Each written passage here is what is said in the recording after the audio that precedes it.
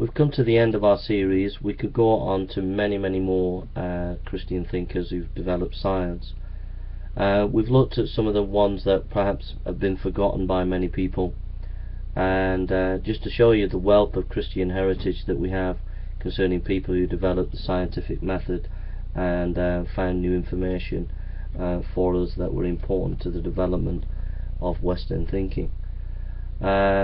We just finished with the last one, and that's Nicholas of Cosa, 1401 to 1464. He made contributions to the field of mathematics and developed the concept of infinitesimal and reflective motion.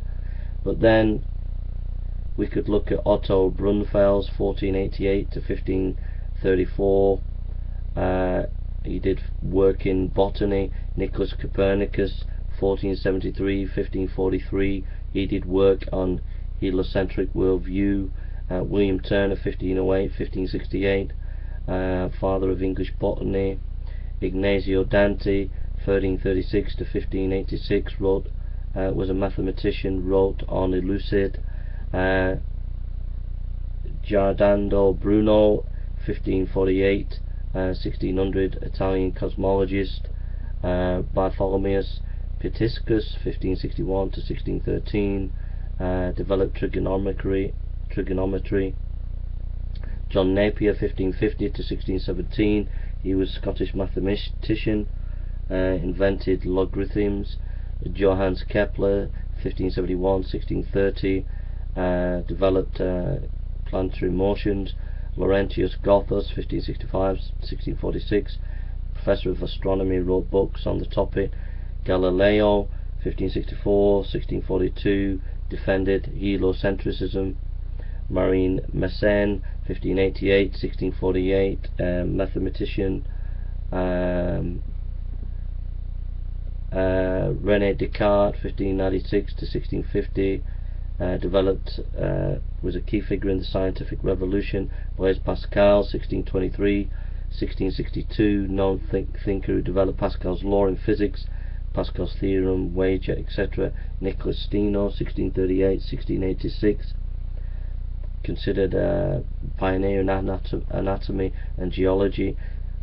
Seth Ward, 1677 1617 1689, Sullivan Chair of Astronomy, and wrote foundation volumes on a number of important works in that area. Robert Boyle, 1627 1691, proposed the study of science.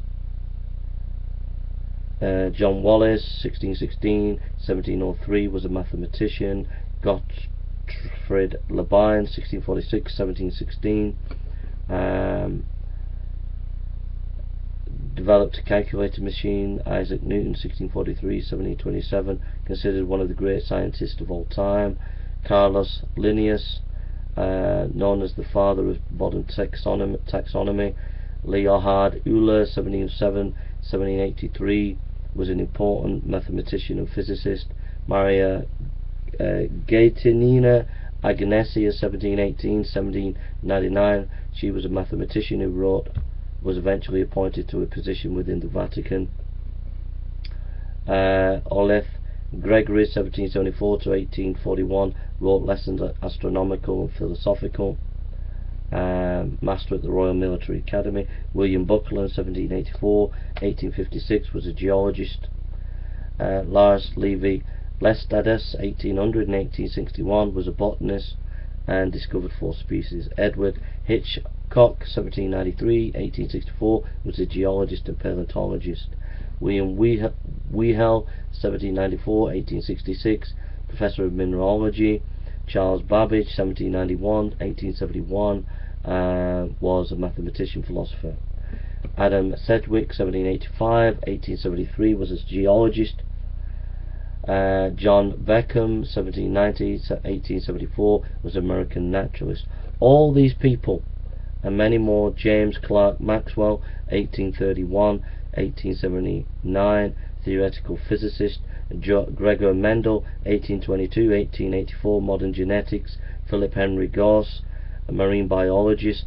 Asa Gray, 1810 1880, wrote Gray's Manual, which is still an important botanical book. and we could go on, and all these people were influential in the development of science, and they were Christians. Okay, so I could go on and on and on.